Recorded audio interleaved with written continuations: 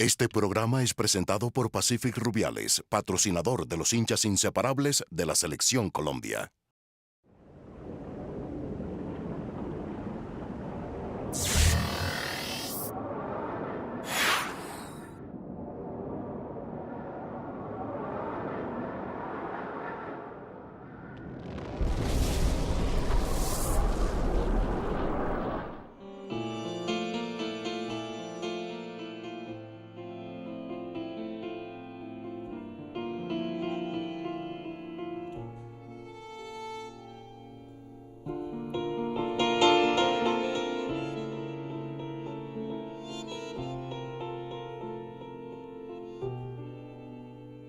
Era mucho más original el periodismo de antes que el de hoy, obviamente. Lo que hay es un temor a que una respuesta pueda hacer pinchar a un candidato. Yo me equivoqué de carrera, por ejemplo.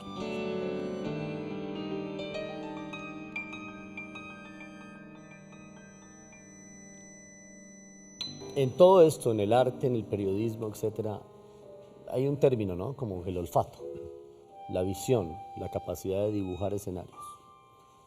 Yo no sé si eso puede ser comparado con las cosas místicas que no existen, con los ángeles que le hablan al oído a los caminantes.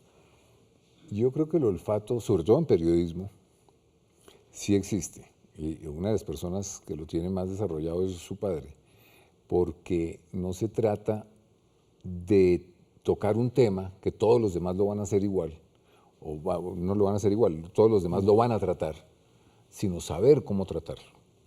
¿Qué es lo que debe preguntarle uno a ese ministro o quien sea? Que todo el mundo va a entrevistar.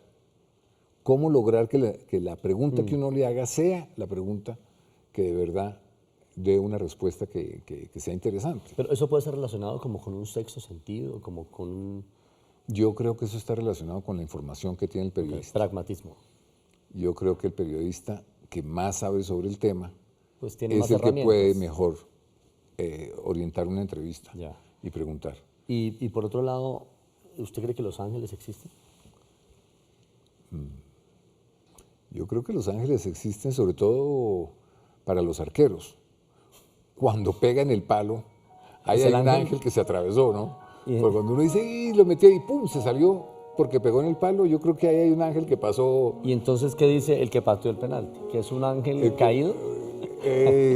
Si le salió al enemigo un buen ángel y a uno se le fue cortico el tiro. Esto para preguntarle si usted cree en Dios. Yo creo que Dios está más dentro de uno que por fuera de uno. Yo creo que es la relación con los demás y con el mundo que nos rodea lo que hace que una persona sea buena, y creo que es ahí donde está ese Dios. No lo veo como un ente aparte, creador de todo lo que vemos. Yo lo veo más como una conciencia que todo el mundo tiene. Algún día me atreví a hacerle esta pregunta a un imán, a un sacerdote católico, a un rabino y a un hindú. Y todos me llevaron a una palabra, que es el amor. ¿Qué es el amor, Mauricio? El amor, pues, yo creo que el amor es muchas cosas. Depende del amor que se tenga hacia una profesión o hacia una persona o hacia un animal. Yo creo que esos son diferentes grados de amor, ¿no? Yo creo que el amor es entre personas, yo creo que es algo que perdura más que todo gracias a la conversación. Yo creo que el día que uno no tenga interés de hablar con la otra persona, creo que se ha muerto una parte, por lo menos muy importante, de lo que debe ser el amor. Y eso lleva a que si uno puede hablar con la otra persona todos los días, se crea una enorme confianza que se vuelve infinita. Y yo creo que esa confianza infinita es la que crea las bases de un gran amor. ¿Y cuál es la palabra más linda que usted escuchó o que dijo alguna vez? La palabra más bonita. La palabra más bonita.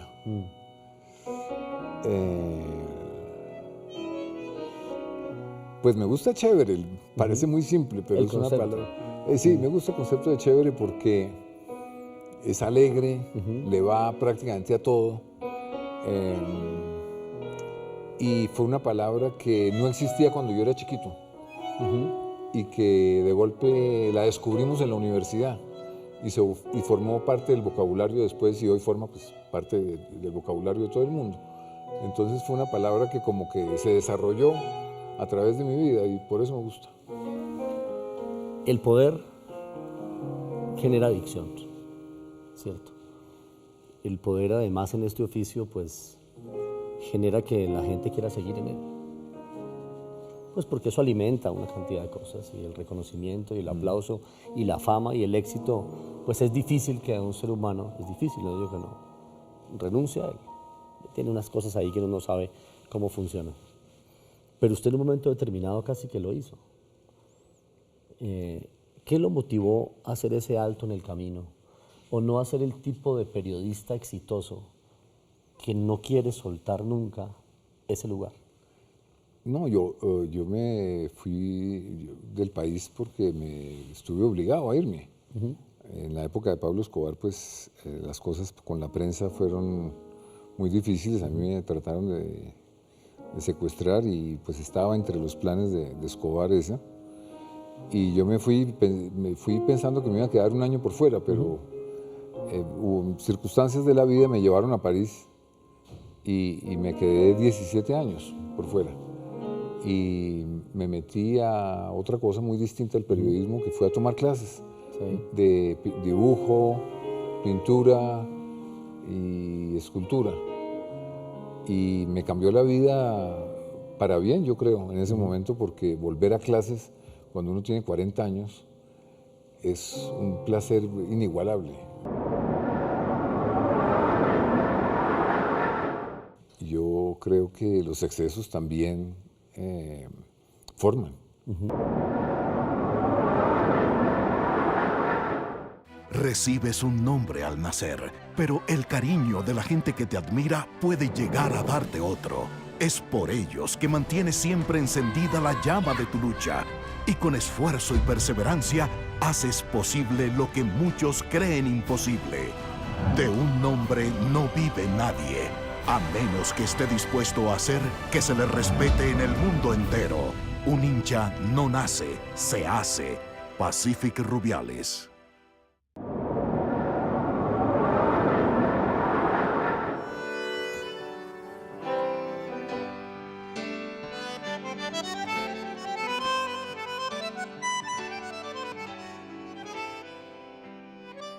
La noche, por ejemplo, está cargada algunas veces de fantasmas, de demonios amigos, de retos, de excesos. ¿Los excesos aportan? En un momento de la vida es importante, con responsabilidad y tal, pero para no hacer moralista el diálogo, pasar y pisar los excesos y volver y tenerlos cerca, ¿vale? Sí, yo creo que los excesos también forman. Y muchas veces pues está uno tan fascinado con los excesos que sigue por ese camino porque pues, todo le parece que está saliendo bien. Y a veces uno se da cuenta, hay un frenón y uno sabe que por ahí la cosa no debe ser, pero yo creo que los excesos pueden formar a una persona también, de buena manera. Se han visto en el arte y se han visto en la música, y usted es un hombre musical. ¿Qué sonido cree usted que le interpreta bien su alma y su gusto? ¿Qué sonido? ¿Qué sonido musical, por supuesto? Pues viniendo aquí a este programa, el sonido creo que este es un acordeón o un bandoneón. Es un bandoneón. Sí. Ese es el sonido que me gusta a mí. Porque yo le cuento una cosa, que una vez fui yo no sabía quién era Piazzolla, no tenía ni idea. Y me invitaron a ver a Piazzolla en un callejoncito que había cerca del Hotel Tequendama, en esa época. Y yo quedé fascinado. A mí nunca me había gustado el tango, ni es lo que más me palpita, digamos. Pero ese tango de Piazzolla, que era revolucionario en ese momento, que era con unos ritmos que no eran los normales y con unos sonidos agudos también que no eran los normales del tango, fue un sonido que se me quedó en la cabeza y me vino a la memoria por oírlo esta noche aquí en la entrada del programa. Ese es uno de los sonidos que se me quedó grabado. Y tuve la fortuna alguna vez de ver al grupo Pink Floyd cuando hicieron hace muchos años el disco del lado oscuro de la luna en un concierto. Eso también para mí fue inolvidable, haber oído este grupo con la música yo nunca había oído la música así de fuerte, y yo quedé fascinado con ese grupo Pink Floyd en ese momento. Son digamos, de los recuerdos musicales que tengo muy fuertes, fue Piazzolla y Pink Floyd, que no tienen nada que ver, pero que me marcaron, yo creo. Sí, está abierto el abanico, ¿no? De Astor Piazzolla a Pink Floyd. Sí. Si yo le pinto una cancha acá y le entrego un balón de fútbol y le doy una gabelita, digamos que la portería está sin arquero y tal, y le entrego una camiseta de fútbol para que haga el gol soñado, ¿qué camiseta es esa? ¿La de quién? ¿La de qué equipo? Es la camiseta de Colombia. Ahora, si ya bajamos a divisiones, ese sí, me da pena con usted. Me lo va a decir. Pero usted ya se imaginó lo que le voy a decir, ¿no? Millonarios. Es la camiseta de Millonarios porque eso fue, yo no me acuerdo ni por qué yo acabé siguiendo a Millonarios, pero yo me acuerdo que iba con mi hermano al estadio cuando éramos adolescentes y nos apuntaban, nadie nos dijo que mi padre incluso iba por el Santa Fe, entonces no fue una cuestión de casa, pues.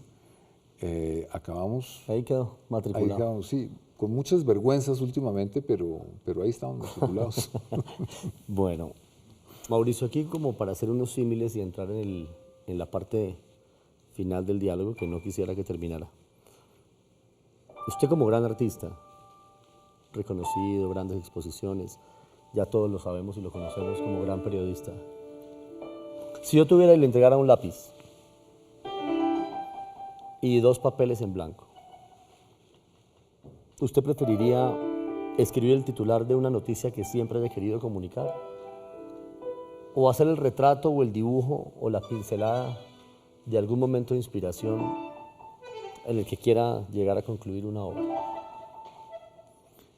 Yo creo que cogería 2 lápices para trabajar los 2 al tiempo.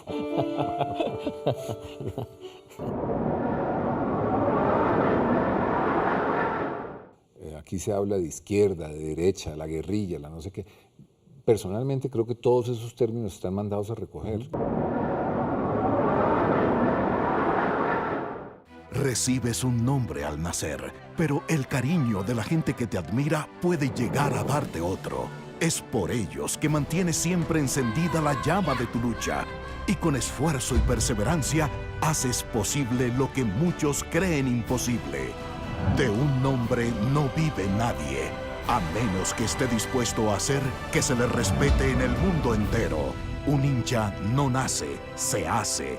Pacific Rubiales.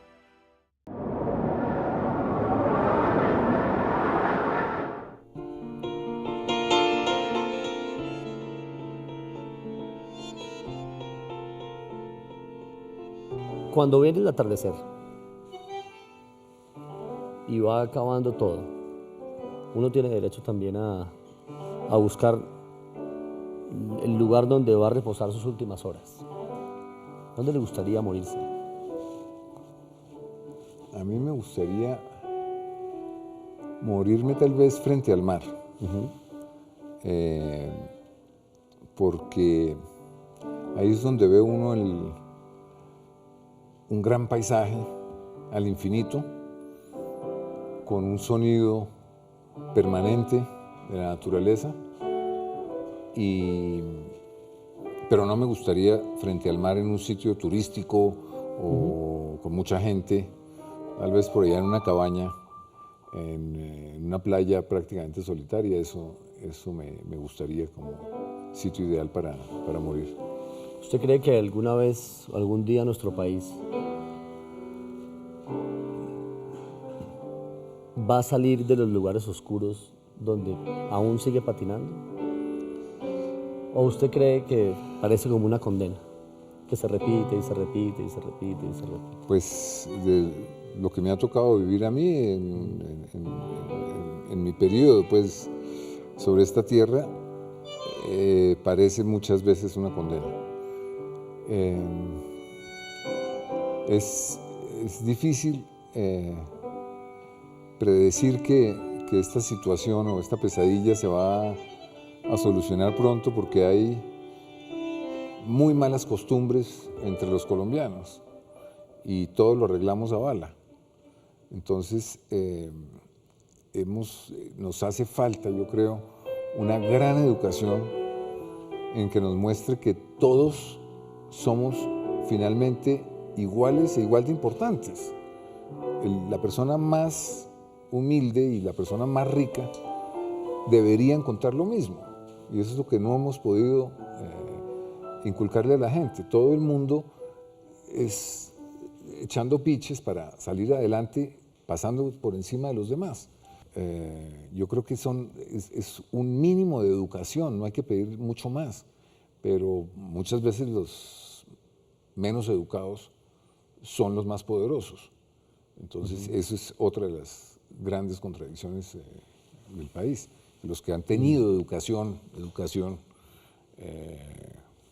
privilegiada son los que se comportan peor, ¿no? Entonces, yo creo que sí hay la esperanza del país no puede ser sino volviendo a una educación elemental que nos muestre que el otro es igual a uno, que tiene los mismos derechos.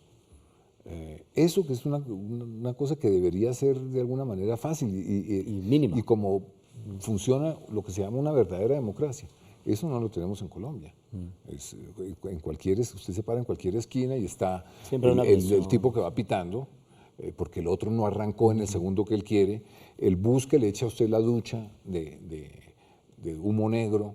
O sea, y una cosa muy grave que se me hace a mí, yo creo que las nuevas generaciones en eso sí son muy distintas a lo que fueron las nuestras, es la conciencia por el planeta. Aquí se habla de izquierda, de derecha, la guerrilla, la no sé qué. Personalmente creo que todos esos términos están mandados a recoger, porque finalmente lo que queda después de nuestro paso por aquí, que es nada, es un segundo, sí. Lo único que queda es el planeta. Y nadie se preocupa de él. O sea, el río Magdalena debería ser un ente que ponga multas, que sancione, que le cobre a todos los que lo agreden, ¿no? Pero nada, a mí sí me parece que habría un gran salto hacia adelante cuando hay una conciencia que lo único que importa es el planeta. Mauricio, si estuviera aquí sentado Napoleón y nos dieran a todos una pregunta para hacerle, ¿qué le preguntaría?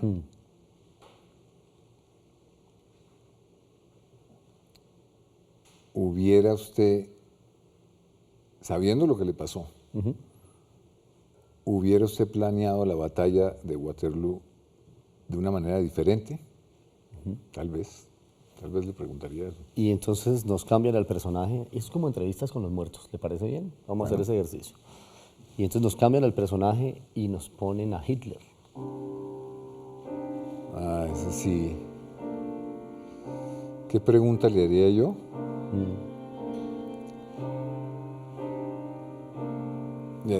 Se me hace que no me rehusaría a hacerle la pregunta. Paso. Sí. No. Y entonces giramos y le presento al señor Winston Churchill. Winston Churchill, bueno, le preguntaría si hubiera dividido el mundo después de la Segunda Guerra, ¿cómo se hizo? O, viendo lo que ha pasado después, lo haría de una manera distinta. Y giro y le presento al señor Saddam Hussein. Saddam Hussein, yo le preguntaría si sí tenía las armas químicas por las que lo atacaron, que parecía que no las tenía. Y si giro y le presento a doña Eva Perón. Ay, ay, ay. Eva Perón. Le preguntaría qué tan buena persona era su marido, Juan Domingo Perón. Y si giro y le presento al señor Juan Pablo II. Y Juan Pablo II. Yo le preguntaría si quedó contento con la caída del comunismo.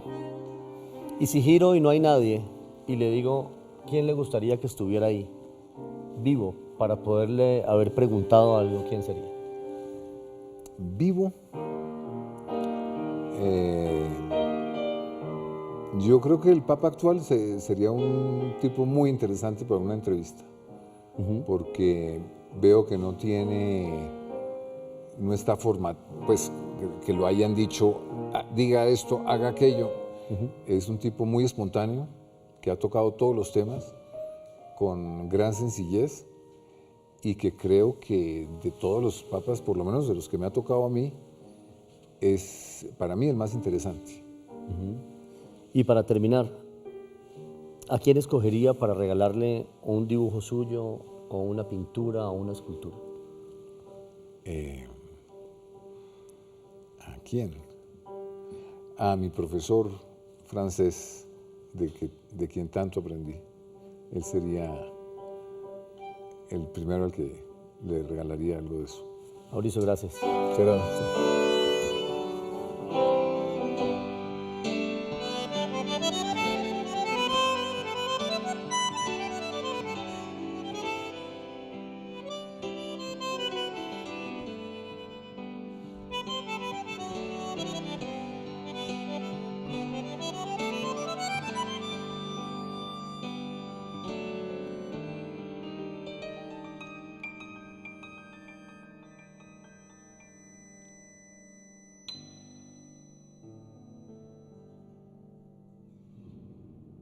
Este programa fue presentado por Pacific Rubiales, patrocinador de los hinchas inseparables de la Selección Colombia.